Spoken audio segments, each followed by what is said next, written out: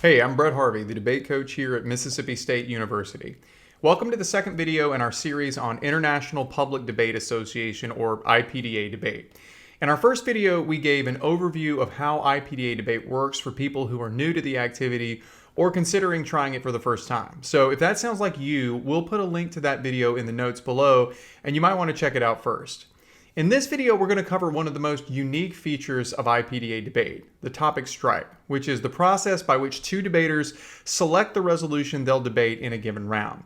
We're doing the topic strike early in the series for two reasons. Number one, it's literally the first thing that happens in every IPDA round. And number two, while the strike only lasts about a minute, I would argue it may be the single most important minute in the entire round. Obviously, some resolutions are just a lot better for the affirmative or the negative than others. So a good strike and a favorable topic can put you on track for a much easier victory, whereas a bad strike against a solid opponent can make winning almost impossible. So let's take a few minutes now and learn how to get better at that single decisive minute at the start of every IPDA round. First, we'll do a quick overview of how the topic strike works, and second, we'll lay out some essential tips for making better, more strategic choices when striking. So, to briefly recap how an IPDA topic strike works, typically a tournament official will walk into a designated common area and announce, or really just sort of yell, that it's time to draw topics. Now, before that happens, you'll need to have checked the pairing sheet to find out your side and your opponent. You'll locate your opponent, and then you'll both just wait to be called and handed a copy of the topic list. At virtual tournaments, the list will be posted in the chat for each individual pairing, and it's actually a little less chaotic than in-person debates, but otherwise it works exactly the same. At almost every tournament, the topic list will consist of 5 numbered resolutions, and after both sides have had a few seconds to look them over, they'll begin striking off the topics they don't want until they're left with just one resolution to debate in the round. The negative always strikes first, then the affirmative, then the negative, then affirmative, which will leave one remaining resolution, at which point you can go your separate ways to prepare. Now, before we get to strategic tips about striking, one quick logistical tip. At the end of every strike, take a second and confirm with your opponent exactly which topic the two of you have selected so there's no misunderstanding. Sometimes, for example, on the last strike of an online tournament, the affirmative will refer to a topic and it won't be clear whether they mean to strike it or alternatively whether they're saying they want to debate it. Sometimes at in-person tournaments, what might look like a strike through could be someone's attempt to underline the topic they want. So you should always ask something like, just to be clear, we're debating topic 4 about the carbon tax, right?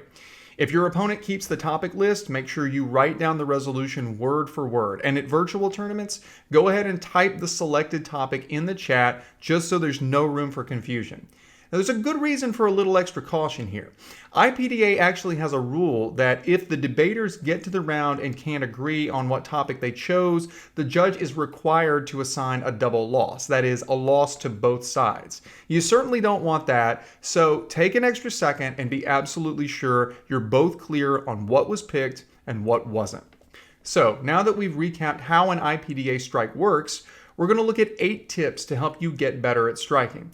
The first 4 are going to be general principles that apply to everybody, and the last 4 are going to be strategic considerations that come from the wording of particular resolutions and apply specifically to either the negative or the affirmative. So without further ado, tip number 1, don't let yourself get rushed.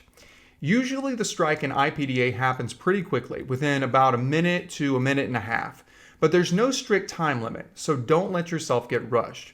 Remember, this is the single most important minute in the round because it decides just how tilted the playing field is going to be for one side or the other. So breathe and give yourself a second to think. Just because your opponent might be immediately striking topics doesn't mean you have to. You can't take forever, of course, but within the bounds of 1 or 2 minutes, there's no need to rush, so relax, focus, and take your time. Tip number 2, forget about the topics you love and focus on the topics you hate. In an IPDA round, each debater has only 2 strikes, which means you don't get to pick the very best possible topic. All you get to do is eliminate the worst and second worst topics for your side. So if you see a resolution that's amazing for your side, almost a surefire win, great, forget about it. Don't waste your mental processing power thinking about it because your opponent is very likely going to strike it. Instead, focus on identifying which topics on the sheet are terrible for you versus which ones are tolerable. This is where your attention should be focused, on deciding which topic is the third worst versus which is the second worst. And if your opponent leaves that great topic on the sheet, fantastic, you got lucky. But all of your attention needs to be focused on sorting between the mediocre versus the really bad and getting those really bad topics off the sheet. Tip number 3, strike the second worst topic first. When you look at the topic sheet, try to identify which 2 resolutions are the worst for your side, and with your first strike, get rid of the second worst topic. Now, why would I tell you to get rid of the second worst topic instead of the worst? Well, the answer is this. It's true that many debate topics are favorable for one side and equally unfavorable for the other. For example, a topic like Tom Brady is the GOAT is fantastic for the affirmative because there's a really strong case that Tom Brady is the best NFL player ever. But for precisely this reason, it's equally bad for the negative. But some topics aren't unbalanced, they're just bad. They're obscure, they're poorly worded, they're vague, they're just weird. They're topics that neither side really looks forward to debating. And if you give your opponent a chance, they may get rid of this kind of topic for you, effectively giving you an extra strike to use on the next worst topic. So to illustrate, take a look at this topic sheet from an actual tournament. Now imagine you're the negative. There are 4 fairly practical topics and one pretty weird one. We can never be royals. What does that even mean? And also, how would I negate it? If we means most regular people, then it's literally true that we can never be royals. Now, none of the other 4 resolutions are terrible, so my instinct is probably to get rid of the royals topic with my very first strike. It certainly has to go at some point.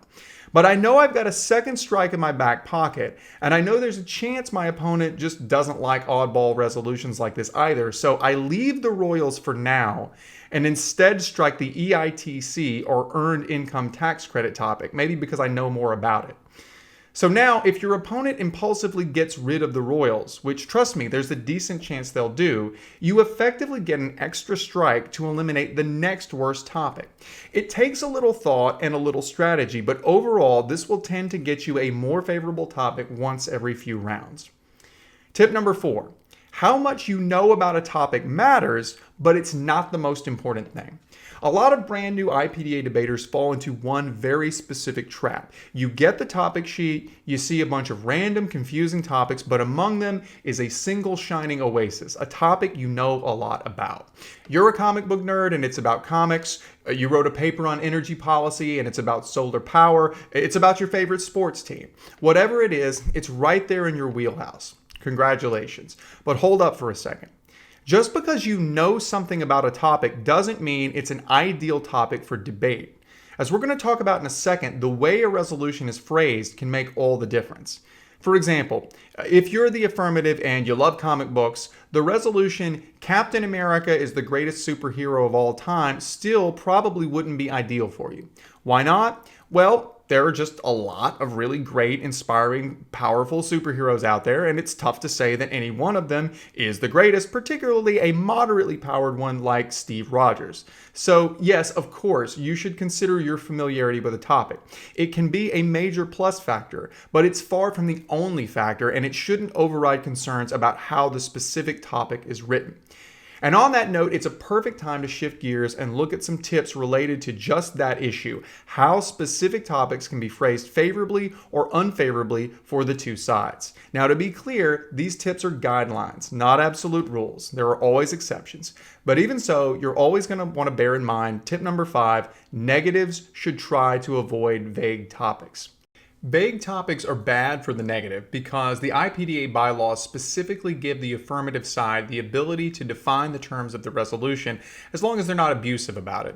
The more vague a topic is, the more leeway your opponent on the affirmative has to define the terms and thereby shift what the debate is about, potentially in their favor. Now, some debaters will try to abuse this power, defining terms in a way that makes it much easier for them to win.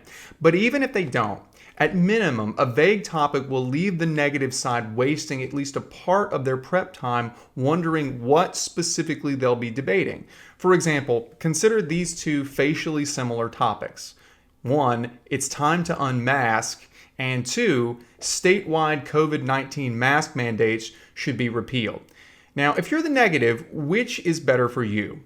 Well, both resolutions talk about masks, but the first is so vague that the affirmative can interpret it in a lot of different ways. It doesn't specify who should do the unmasking, so it could be state governments, or the federal government, or private businesses, or just individuals. It doesn't tell you what unmask means. Are we removing a government mandate? Or are we just deciding on a personal level that masks aren't needed? It doesn't even necessarily limit the topic to COVID-19 masks. It could instead be interpreted as something like, it's time to cancel the TV show The Masked Singer, or it's time to limit the anonymous use of social media. Because of this vagueness, unless your opponent just chooses to tell you how they plan to define the terms, you'll spend most of your prep time unsure of what you'll be debating, which makes it much harder to prepare. Even if they do choose to disclose their definitions before the debate, that's typically going to happen at least 5 to 10 minutes into prep time, which leaves you with a lot less time to prepare. By contrast, topic number 2 gives you a very clear picture of what's being debated. Government mask mandates at the state level. And what's happening to them? They're being repealed. You can start researching this topic immediately, and you can be confident going into the round that you didn't prepare for something irrelevant. So as a general rule, when you're on the negative side, you want to try to avoid topics that are extremely vague. Tip number 6. Negative debaters should avoid quotes and metaphors. This is really just sort of an addendum to tip number 5 because quotes and metaphorical topics come up all the time in IPDA, and they're some of the vaguest, most ambiguous topics you'll find. Some actual examples from IPDA tournaments. We will avoid the siren's call. This house should call it quits. Before you receive, you must give. See that in avoiding cinders you step not on burning coals, and it is absurd for a man either to commend or depreciate himself. These topics are the vaguest of the vague. It's not just that you don't know details, like whether we're talking about state or federal governments or exactly what policy needs to happen. For each one of these resolutions, the affirmative, without being abusive, can take the round in at least a dozen completely different directions with totally different subject matter. For example, the siren's call topic could be defined to mean anything from the U.S. re-electing Joe Biden to developing countries accepting Chinese foreign aid to reducing deficit spending. And unless your opponent chooses to disclose, you are completely at the affirmative's mercy, and your prep time can be next to useless. So when you're on the negative, remember, if a topic looks like it belongs inside a fortune cookie, it almost certainly does not belong in the round. Tip number 7, affirmatives should generally avoid superlative or absolute claims. Now, when I say superlative or absolute claims, I mean claims like something or someone is the best or the greatest of all time, that something is always or never true, or claims that we should implement one very precise solution to a problem. Because while the negative wants to avoid too much flexibility, the affirmative wants to avoid having too little. When a resolution gives the AF a very narrow, clearly defined territory to defend, it means the negative can often point to pretty much anything outside that territory as an alternative, which can be a huge advantage. Again, let me give you some examples from actual tournaments. The 1996 Bulls were the greatest NBA team of all time. Now, while it's true the 96 Bulls were a great team, this topic lets the negative point to any other team in the history of the NBA, including Bulls teams from other years, and basically tell the judge, if you agree with any of these, the negative should win. Foldable tech is a product no one needs. Well, here, a case about why foldable screen phones aren't generally necessary isn't enough. Because of the term no one, if the negative can think of even one example of when people or businesses might need a foldable screen, they have a good chance of winning. And finally, the U.S. should allow any refugee fleeing Syria's civil war permanent residency. Here, a case about why asylum for Syrian refugees is generally good is not enough. The term any implies that even refugees with criminal records, or even those who may have associated with terrorist groups, could get in. As the affirmative, you don't want to get locked into defending very specific fixed positions while your opponent can basically point to endless counterexamples. And that's what absolutes and superlatives do. They force you into an extreme position where any compromise or counterexample can spell defeat. Now, of course, there are exceptions. Nick Saban, Michael Jordan, and Tom Brady all can make a really strong argument for, in fact, being the greatest in their respective fields. But as a general matter, absolutes are not a good idea for the affirmative. And last but not least, tip number 8, affirmatives should be careful about highly specific policy positions. And just like we had an addendum for the negative earlier, this is a quick addendum for the affirmative. While I'm a big fan of policy topics generally, highly specific policy topics can make your burden harder because they let the negative nitpick your position and offer counter proposals. So, for a quick example, consider these two real-world resolutions. The United States should make healthcare a right versus the USFG, which means United States Federal Government, should enact the Medicare for All Act. Now, both of these are about healthcare reform and access, but the first topic gives the affirmative a lot of leeway to specify how healthcare should be made a right, or even to argue that the how part doesn't matter, and that the resolution is just a general statement of values. By contrast, the second resolution refers to a very specific bill actually introduced in Congress. The negative can Google that bill and find plenty of criticisms of it, and can find alternative proposals which they can use as potential counterplans, basically letting them co-opt all of your advantages with a few minor tweaks to allegedly make their proposal even better than yours. Now, am I saying that the Medicare for All Act topic is terrible or that you should never affirm resolutions with specific policies? No.